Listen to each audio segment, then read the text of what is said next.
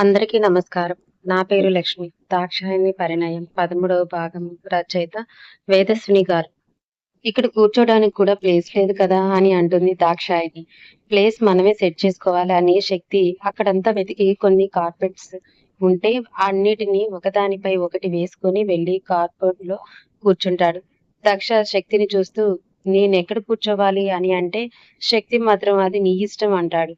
అప్పుడు దక్ష ఏం మనిషో ఏమో కఠినాత్ముడు. అయినా అమ్మాయిని ముందుగా కూర్చొనిద్దామని కూడా లేదు అని అనుకోని అలాగే నిల్చొని చూస్తూ ఉంటుంది. అప్పుడే దక్ష ఫోన్ కూడా స్విచ్ ఆఫ్ అయిపోతుంది. దక్షకి భయంగా అనిపిస్తూ ఉంటుంది.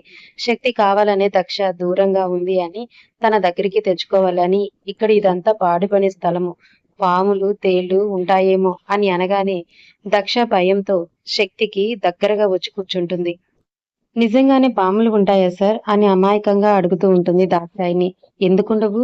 ఉంటాయి. పాములుంటాయి, తేళ్లుంటాయి, అన్నీ ఉంటాయి అంటాడు శక్తి.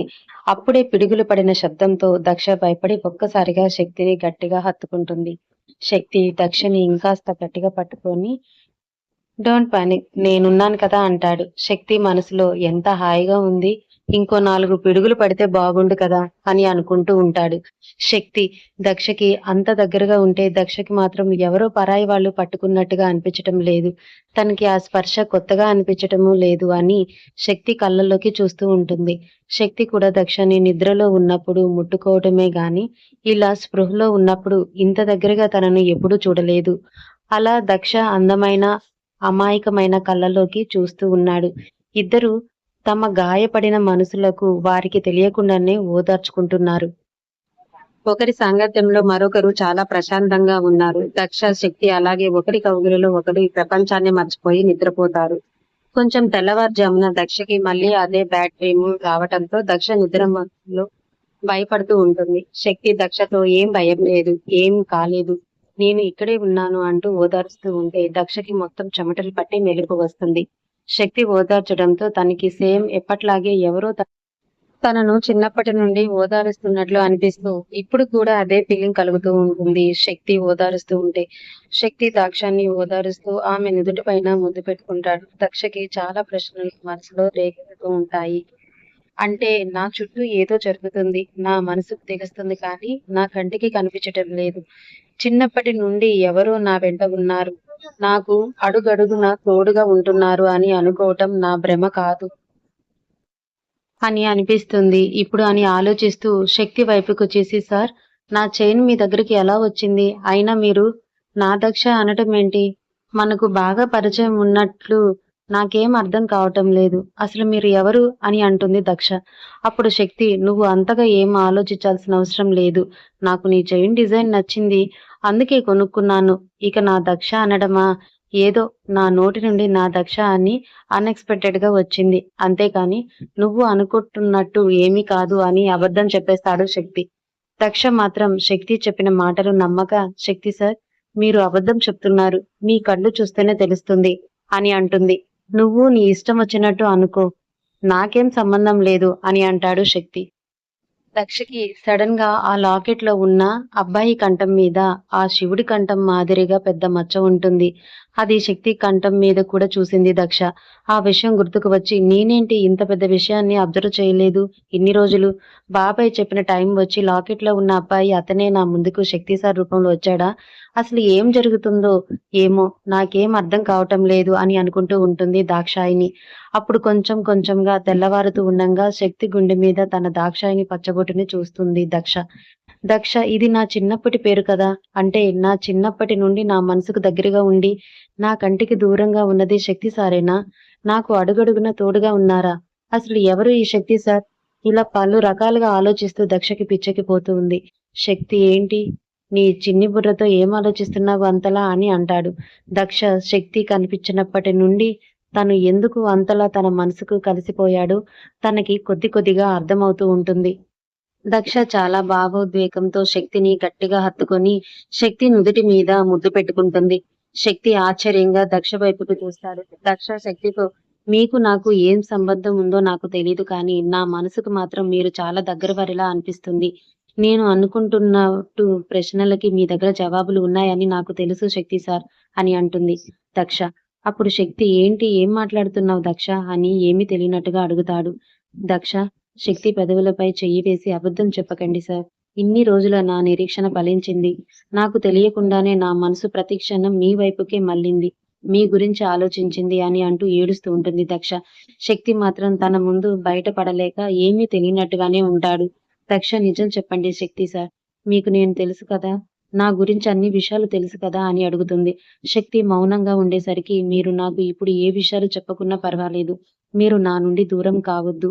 నా అనేవాళ్ళు లేకుండా ఈ 3 సంవత్సరాలు ఎలా గడిపానో నాకు మాత్రమే తెలుసు సార్. నాకు ఇప్పుడు మిమ్మల్ని చూస్తుంటే చాలా ధైర్యంగా అనిపిస్తుందని ఏడుస్తూ ఉంటుంది దక్ష. శక్తి ఇంకా దక్షని ఎక్కువగా ఏడిపించటం ఇష్టం లేక గట్టిగా హగ్ చేసుకొని నేనెప్పుడు నీతోనే ఉంటాను దక్ష. కానీ నేనెప్పుడు ఏమీ చెప్పలేను పరిస్థితిలో ఉన్నాను. నువ్వు నా గురించి ఇప్పుడు ఏమీ అడగవద్దు అని అంటాడు శక్తి.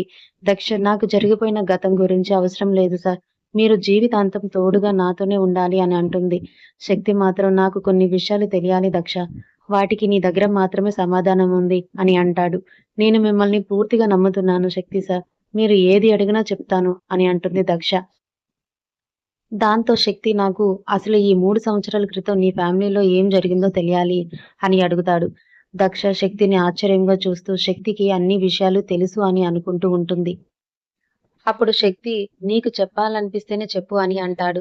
అదేం లేదు సార్ చెప్తాను అని అంటూ దక్ష గడిచిన గతంలోకి వెళ్తుంది. నాకు నిజం చెప్పాలంటే నా తల్లిదండ్రులు ఎలా ఉంటారో కూడా తెలీదు. వాళ్ళ ముఖాలు కూడా గుర్తులేవు. చిన్నతనంలోనే నా తల్లిదండ్రులు కార్ యాక్సిడెంట్ లో చనిపోయారు. మా బాబాయి రవీంద్ర నన్ను పెంచి పెద్ద చేశాడు. బాబాయికి ఒక కూతురు దివ్య కూడా ఉంది. అక్క నేను చిన్నప్పటి నుండి కలిసే పెరిగాము. తను నాకు సొంత అక్క కాకపోయినా ఒక తల్లిలా అన్ని వేళలా నాకు అండగా ఉంది. అలా హ్యాపీగా ఉన్న మా సమయంలో అక్క ఐఏఎస్ దాన్ని ప్రేమించింది అని రవీంద్ర బాబాయ్ తెలుసుకొని వాళ్ళిద్దరికీ పెళ్లి చేశాడు. చైతన్య బావగారు ఒక అనాథ. అందుకే ఆయన కూడా మాతోనే కలిసి ఉండేవాడు. బావగారు ఐఏఎస్ ఆఫీసర్ వాళ్ళకి సిద్ధు పుట్టాడు. చాలా అద్భుతంగా ఆనందంగా రోజులు గడుస్తూ ఉన్నాయి. కానీ మా జీవితంలోకి విక్రమ్ అనే ఒక దుర్మార్గుడు వచ్చాడు. ఆ విక్రమ్ పెద్ద బిజినెస్ మ్యాన్ కొడుకంట. మేము ఉంటున్న జిల్లాలోనే బావగారి పోస్టింగ్. విక్రమ్ ఇల్లీగల్ పనులు అన్నిటికీ బావగారి దగ్గర ఆధారాలు ఉన్నాయి. బావగారు చాలా ధైర్యంగా విక్రమ్‌ని ఎదుర్కొన్నాడు. కానీ ఆ విక్రమ్ చాలా దౌర్జన్యంగా బావగారిని అక్రమ కేసుల్లో సస్పెండ్ చేయించాడు. దాంతో చైతన్య బావగారు కూడా ఊరుకోలేదు. తను ఎంత నిజాయితీపరుడో నిరూపించుకున్నాడు. కానీ ఆ విక్రమ్ రాక్షసంగా ప్రవర్తించి ఇంటి మీదకి రౌడీలతో సహా వచ్చాడు. ఏ పోలీసులు కూడా వారిని ఆపలేకపోయారు. అప్పుడే రవీంద్ర బాబాయి ఆ విక్రమ్ వాళ్ళ నాన్న శివరాంని కలిశాడు. రవీంద్ర బాబాయ్ శివరాం ఇద్దరు ఫ్రెండ్స్ అంట. కానీ నన్ను మాత్రం వాళ్ళ ముందుకి రానివ్వలేదు. రవీంద్ర బాబాయ్ భయపడి శివరాంతో మాట్లాడి నేను మీ జోలికి రాకుండా చైతన్య బావగారిని ఆపుతానని చెప్పాడు. ఆ తర్వాత బాబాయ్ ఆ దుర్మార్గులకు భయపడి ఆ గొడవలన్నీ అవసరం లేదు అని బావగారితో చెప్పాడు. కానీ బావగారు నేను పిడికి వాడిలాగా వెనక్కి తగ్గే ప్రసక్తే లేదని చెప్పేశాడు. చైతన్య బావ ఇక వినడు అనుకొని వాళ్ళ క్రిమినల్ కేసులు అన్నీ ఎక్కడ బయట పెడతాడో ఏంటో అని బావగారిని టార్గెట్ చేశాడు ఆ విక్రమ్. కానీ ఆ విక్రమ్ ఆ సమయంలోనే నన్ను చూసి వాడికి నచ్చానని నన్ను వాడితో లాక్కెళ్ళిపోయాడు. చాలా భయమేసింది. వాడు ఏం చేస్తాడో ఏమో అని నేను ఎంత వదలమని ఏడ్చినా కూడా నన్ను వదలకుండా వాడి వెంటే తీసుకువెళ్ళాడు. కానీ చైతన్య బావగారు తనకి తెలిసిన నిజాయితీ పోలీస్ ఆఫీసర్ ద్వారా ఆ విక్రమ్‌ని రౌండప్ చేసి సాక్ష్యాధారాలతో వాడిని అరెస్టు చేయించాడు. ఇక ఆ విక్రమ్ గాడి పీడ వదిలిందని అందరం ఊపిరి పీల్చుకున్నాము. ఆ రోజు అక్క బావల పెళ్లి రోజు. మేమందరం సంతోషంగా ఉన్న సమయంలో ఆ విక్రమ్ ఒక్కసారిగా ఇంట్లోకి వచ్చి గన్స్ తో అందరినీ బెదిరించి నన్ను అరెస్టు చేయిస్తారా అని పగతో రగిలిపోతూ బావని అక్కని షూట్ చేసి చంపేశాడు. పిన్నిని కూడా చంపేశాడు. నా కళ్ళ ముందే అక్క బావ పిన్ని చనిపోయారు అని ఏడుస్తూ చెప్పింది దక్ష. దక్ష చెప్పిందంతా విన్న శక్తి కోపంతో రగిలిపోతున్నాడు. దక్ష మళ్ళీ తన గతం గురించి చెప్తూ ఆ టైంలో రవీంద్ర బాబాయ్ ఇంట్లో లేడు. సిద్ధు రూమ్ లో ఉయ్యాలలో పడుకున్నాడు. ఆ విక్రమ్ నాతో చాలా మిస్బిహేవ్ చేశాడు. నేను ఎంత ఏడ్చినా వదిలిపెట్టలేదు. నన్ను ఎత్తుకెళ్లి బెడ్ పైన పడేసి మృగంలా ప్రవర్తించాడు.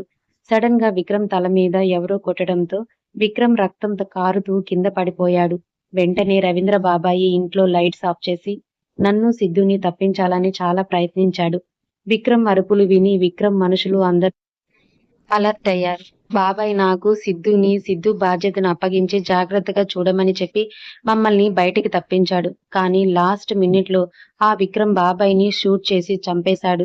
నా జీవితంలో ఆ రోజు నేను ఎప్పటికీ మర్చిపోలేను. ఇప్పటికీ అది తలుచుకుంటే నిలువెల్లా భయంతో వణికిపోతాను. నా వాళ్ళందరూ చనిపోయిన తర్వాత నేను భయంతో సిద్ధుకి ఏమైనా అవుతుందని సిద్ధుని ఎత్తుకొని అక్కడి నుండి ఎక్కడికి వెళ్ళాలో, ఎవరి దగ్గరికి వెళ్ళాలో కూడా తెలియకుండా పారిపోయాను. 2 రోజులు మేము ఎవరికీ కనపడకుండా, ఏమీ తినకుండా ఎక్కడెక్కడో దాక్కున్నాము అని చెప్పింది.